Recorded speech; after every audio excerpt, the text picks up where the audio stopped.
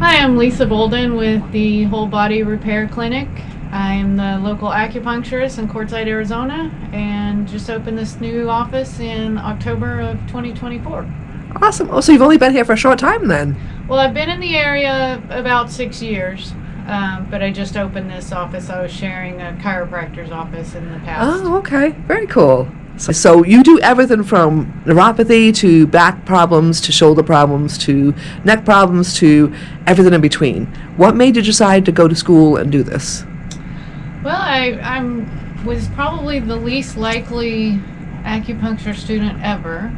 I'm completely afraid of needles. I didn't want to try acupuncture. I'm just terrified of needles. Oh my And gosh. I would pass out watching you give blood. Oh my gosh. And I had a shoulder injury that pretty much I couldn't lift my arm above my shoulder level in any direction, and it would just fall out of place. Like it would just dislocate. So for a long time I just learned to live with this arm below here, and anything I needed to grab I always used my left hand, and I was just well trained at that. And this guy told me to go to this acupuncturist, and I was like, yeah, whatever, that's needles, I'm not doing that. And the next morning it hurt so bad that I was like, I'm just gonna try it. If I can find that guy's card, I'm gonna try it. And it was sort of a God thing because the card was right there on my nightstand, and I don't remember what I did with it at my office, much less put it in my purse, take it out of my purse, put it there. I'm Amazing. pretty sure God moved that. And then I called the office. I decided, well, if they can get me in right now, I'll go. And so I called the office, and she said, oh, he doesn't have an appointment for 3 weeks. And I was like, oh, well, it'll feel better in 3 weeks, never mind. And she goes, well, he had a cancellation, but it's in 20 minutes. And so I was like, that's funny. That's a good one. Okay, that's pretty much right now. So I got up out of bed, drove there as fast as I could, and got there and took that appointment. And just sucked it up and just was like, okay, I'm going to try this. I mean, I've tried everything just shy of surgery. And so I went, and he kind of moved my shoulder around in an awkward way, and then put some needles in my hand and then my opposite leg. And I was like, you're treating my shoulder, right? Because I was expecting a bunch of needles in my shoulder. He said, oh, yes, oh, yes. I was like, okay. And then he said, take a nap. And I was like, I haven't had a nap since I was 4. I'm such a type A. But okay, I'll lay here. I fell asleep, took the best nap. I didn't even know napping like that was possible. And then I woke up, and I couldn't feel my shoulder. I couldn't feel my shoulder. Like I couldn't make myself feel it. I was sure that he had blocked something in my brain, and that if I tried hard enough I could feel it, but I couldn't feel it. Awesome. And then after a minute he walked in, and he twisted the needles a little bit, made them hurt. I was like, wow. And that was kind of the first time I felt them. Like I was like, what did you do that for? And he said, lock-in treatment. I was like, well, okay, whatever that means. And then so he does that, and then he takes the needles out and has me sit up, and then he says, okay, lift your arm. And I said, well, I can't, because for almost 10 years it would dislocate. And so I said, I can't. And he said, oh, no, you can now. And I'm like, and so I guess I was going to dislocate my own shoulder just to prove to him that it was going to dislocate. It was silly. But then I moved my arm up, and I was like, what did you do to me? What? And my brain was completely confused. I was like, I don't know how you did that. And it's been almost 15, 20 years. It's never dislocated again. You've never had an issue since? So he was a teacher at the school. I didn't know there was a school. And I literally walked out of his office and into the recruiter's office and said, can you teach me to do this? Awesome. Because this is how I want to help people. Very cool. And I'd been a massage therapist a long time. I knew some of the best and the best of the best massage therapists. They couldn't do that. I couldn't do that. And that's how I wanted to help people. So the next thing you know, I'm in the Yale of acupuncture schools. Awesome. And I went to acupuncture school and had no idea what an amazing medicine it really is, because like you said, it'll treat kind of everything. And basically Chinese medicine is good at everything that Western medicine is not good at. Yep. Because Western medicine's really not good at a whole lot of stuff. They're not good at treating headaches. They give you a pill. They're not good at treating pain. They give you a pill. They're not good at treating digestive disorders. They want to cut stuff out. You know, you have some gallbladder pain. They want to just cut your gallbladder out instead of clean it out. Right. Where Chinese medicine can pretty gently, I say gently, you might spend a few days in the bathroom, going to the bathroom a whole lot more than you ever thought you'd go to the bathroom, but that's a whole lot better than having your gallbladder removed and having a lifetime of, oh, I can't eat this, I can't eat that, I can't dare eat that, because it doesn't fix anything to remove something. Right. You got to fix that thing. Right. And there's a difference between the Western and the Eastern medicine, Right. is that they want to fix things. They don't want to just take them out. Yeah. Well, Awesome. that's why I named the business the Whole Body Repair Clinic, because Chinese medicine really looks at the whole body as an integrated mechanism instead of, oh, you're having a problem with this part, we'll just remove this part, right? Like on what car has a part of the engine ever gone wrong? And they're like, oh, well, it's just this one thing, just remove that and then the car will work fine. Yeah, it doesn't work that way. No. Right. You don't just, I need all new spark plugs, well, I'll just take them all out. Right, and not replace them. You It doesn't either work. clean them or replace them. Right, But, oftentimes you can just clean things and then put it back and it works good. right. Your battery's corroded. You don't just take the battery out and be like, okay, we don't need that. Right. You clean the things, usually with Coke, right? Like, you take some soda. That's all that soda should It's good be for. used for, is to clean the battery acid off of your car. How long did you go to school for? It's a 4-year program. 4 years. Okay. It's 4 years of of undergrad, so you have to go pretty much pre-med Wow. to get in all the requirements, and then it's 4 years of Oh my. acupuncture school, so it's 8 years total. I took 5 years in acupuncture school because I paid my way through, so I knew how much money I made and I knew how much money I had, so as I could pay for classes, I went to classes. So from the beginning, I was on the 5-year plan after sitting down with the administrators, and surprisingly, I graduated with about 80% of the people I started with that were on student loans, because it was actually that hard. Wow. In Chinese medicine, as you can imagine, compared to American schools, their curriculum, so in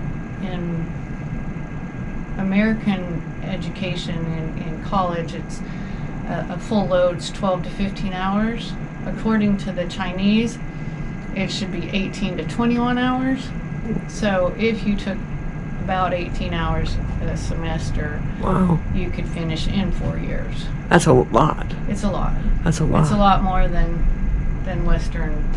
And you did that while working? While doing your massages every day? I did. Fortunately, I was a massage therapist, and I was a very well-established massage therapist. I was often voted in a local newspaper as the massage therapist. Nice. And so fortunately, I had a job that I could set my schedule, and I made good money per hour compared to Right. most people Right. in college. So It I was worked. fortunate, but yeah, I worked my way through. I did not want to do student loans. Wow. I was very young when I realized that debt was bad and interest was worse. There you go. So, borrowing money and then paying them money for the rest of your life because you borrowed that money is senseless. I just figured, no, I'm just going to pay as I can go. If I can afford it, then I'll take it, and if I can't.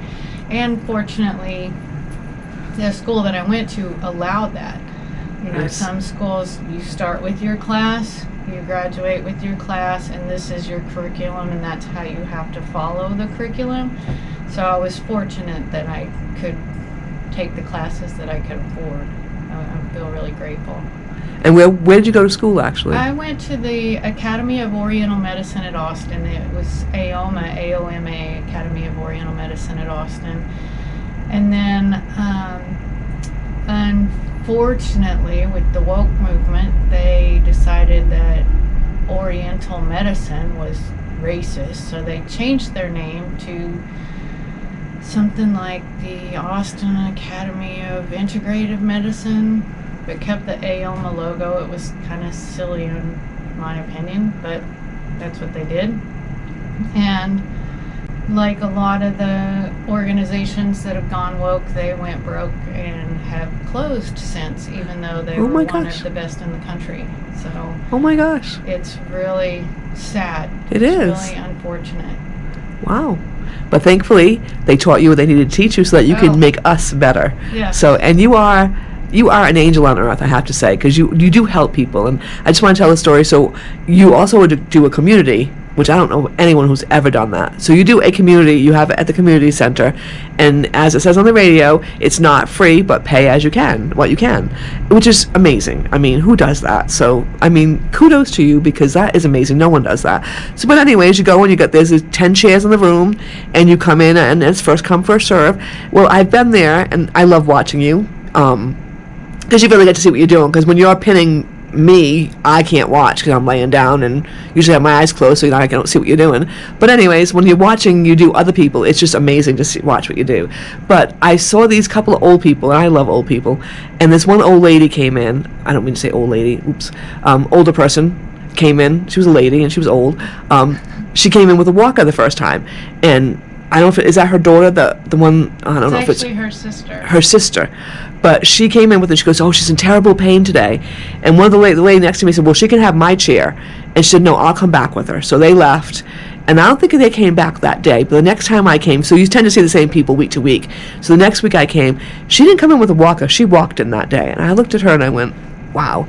And she sat down and she got her acupuncture, and then she got up and she walked out. And the next week I saw her come in and she walked in and she walked out. And I'm like, that's amazing. And that's all because of you. And then there was another older man that comes every week on the Thursday as well. And he walks in with a walker, and he always sits down, and his wife's with him, and she's so attentive to him and stuff. And he sits down, and he took your hand and gave you a kiss on the hand. And it was like, it just melted my heart. Like, that's how much you mean to all of us and what you do for all of us. So I just want to say that it's just amazing what you've learned. I mean, there's a lot of knowledge in that brain that's going on because like you said, in the East, they don't even teach nutrition or, different things like what you've learned. So you take what you've learned and you go like a step further by dealing with the herbs and stuff like that. And it's just amazing. Well, actually, so in the East, in Chinese medicine, they do teach nutrition.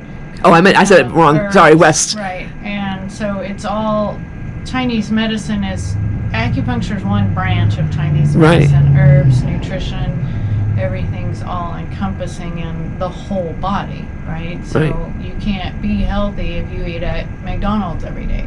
Right. And they do teach that. And with Western medicine, they have one class in nutrition. Yeah, I said it backwards for sure. That's really unfortunate. And I know, because that is... medical doctors really need to understand that they are not treating the whole person. Oh. They're medicating them, they're managing their disorders, and they need to step up their game. Right. They really do. Right. And they give a medicine that now causes this, and this side effects. Exactly. So now they give you another medicine for this, and this, and then you end up... So before you know it, you're on 10 medicines to take care of the few things that, one thing that was wrong to begin with. So, where with the... And oftentimes they'll even have warnings not to use with this medicine. Right. I can't tell you how many patients I've reviewed their chart. They'll be on 27 different medications, and like 13 of them are contraindicated to something in there that they're taking. It just infuriates me. When Rockefeller medicine became a thing, when Rockefeller decided that he wanted to be the doctor of medicine and have all of his oil, money, wealth be transferred into pharmaceutical drugs, and started to demonize what our country originally had, homeopathy. We did. And that was the original medicine in the West, was homeopathy, which is, if you know, it's like, that's where they originally got the idea of vaccines, because homeopathy takes the smallest amount of something and mixes that with I'm not even sure how they do it, and then you take this and it will, your body's response to it will create an environment where it kills it off. But it's such a small, like, 100th of a 100,000th of the thing. Oh, I didn't realize that.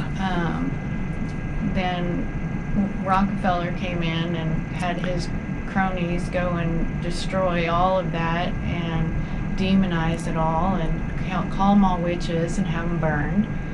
And they pushed this idea on society, and then radio and eventually TV comes out, and they start integrating all of these commercials about trust your doctor, do what your doctor says.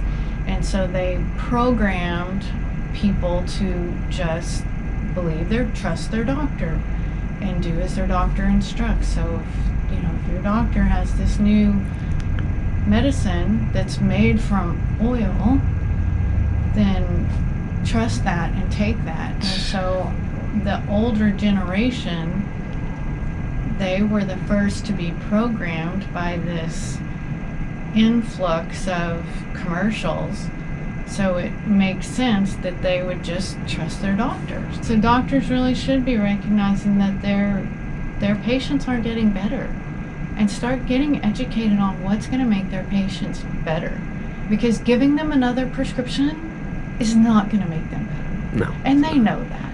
They wouldn't take that medicine. Probably They not. probably wouldn't even give that medicine to their own mothers. But they'll prescribe it to somebody else's mother? Right. How can you live with that? Shame on them, right? In fact, like that's why I started doing community acupuncture early in my career. And I don't charge very much compared to the average acupuncturist. I want people to feel better. Right. What brings me the most joy in life, and I traveled 10 countries and most of the United States over a 3-year sabbatical, and really recognize that what brings me most joy is helping people feel better, giving people their lives back. So I've never charged a whole lot, because I would rather people come in frequently and actually get better than me make more money per session. Right.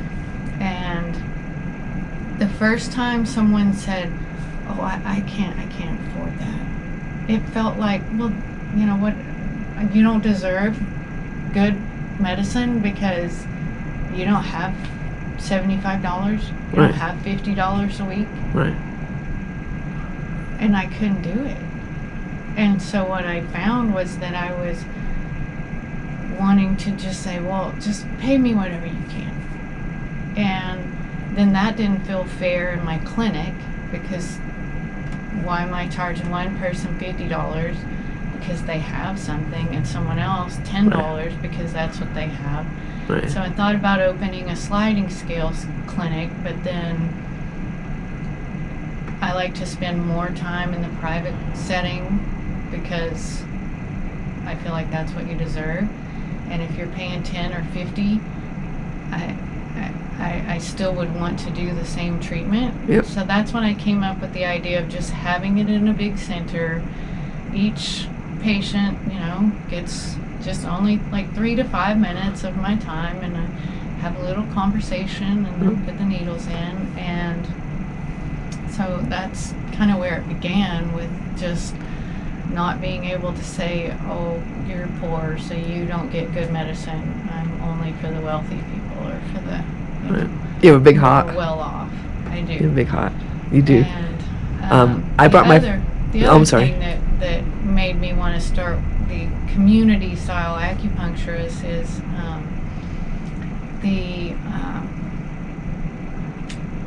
the woman who started community acupuncture in this country, who was really the first person to ever do it. She would treat 100 people a day. Whoa. And in a clinic, you can't do that. No. And so part of it was like, I want to see how many people I could treat in one day. And it was just a challenge. I love a challenge, and it was a challenge, so I really wanted to just see if I could ever meet that, and I can't. No. I've treated up to 27. 27. And it's exhausting. You don't stop. I don't know how she ever did 100 a day. She must have had help, right? I think she would have an assistant, but her name was Marion Lee, and she coined her set of 10 points. They're the 10 Miriam Lee's magical 10 points. And she said that with these 10 points, you could treat 90% of all diseases. And it's an art, because Chinese medicine's based on channels of energy in the body. And you're essentially, with these 10 points, capturing all of the organ systems, and some that have too much energy you would reduce, and some that have not enough energy you would reinforce. And so once you place the needle, you would either go with the flow of current, and that would energize, or you would go opposite the flow of current, and so that would reduce. So if there was too much energy, you would kind of reduce that energy, and so it's an art, and I've also wanted to really perfect that art. But I go between, I know what points work for this problem, and the 10 is still kind of a guessing game for me, even though it's, been doing it for years. It's still, I never quite perfected that art.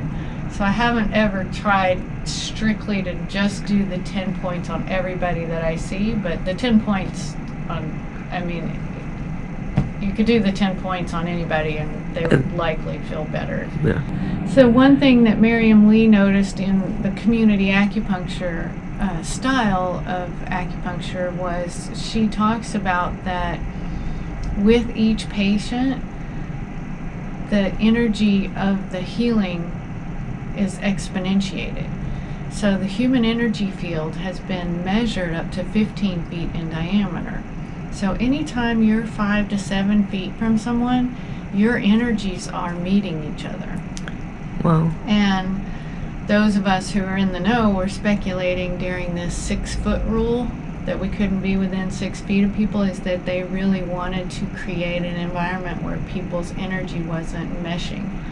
Oh. And so that the collective consciousness wasn't as great, so that they could implement their ideas. Anyway, so she said that with each patient that was receiving healing and actually healed, it made it easier for each next patient to heal. So every person just raises that healing energy to a level that you almost heal just walking into the space. Interesting thing, just before we wrap up,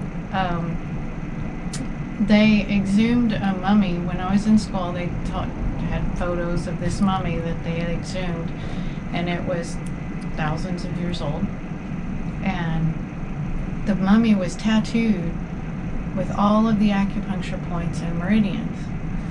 And I was like, what? How did they know? Like, how did they know? And my teacher, so my school, I was just very fortunate. My school was the premier school in Beijing, opened a school in the United States. Oh, wow. And so all of our teachers, or all but 2 of our teachers, were brought over from China. So they were trained at this school in Beijing or managed the school in Beijing. And so my teacher said Well, thousands of years ago, we all saw energy, and that we're basically energy bodies in a skin suit. And way back when, all humans could see energy, and that, you know, each energetic channel, each meridian had a certain color, and they could see all the points. They would touch a point here, and something would happen over there, and so they could document it by, you know, seeing, actually physically seeing what happens. And if you had elbow pain, all your friends could know you had elbow pain because they could see the stagnation right there in your energy body, not Wow. in your physical skin suit. Wow. And so he said that they didn't have books back then, you know, so that they could document. So their method of documentation was somehow tattooing this person. Wow. Just a plug for her is one of my heroes. She rose. Donna Eden, she can still see energy. She can see all of the meridians. She can see all of the energetic points. She teaches energy medicine, and she has all kinds of videos and books and teachers around the country, that maybe world, but around the country, that teach her methodology. I think you are a special lady that you help so many people, and all the people that you do help love you because they realize that, like, whoa, she's amazing, and without you, we wouldn't feel so much better. So thank you for all you do, and thank you for your time, and that you are here sent by God to help us all. So I thank you for that. Oh, thank you. Take care.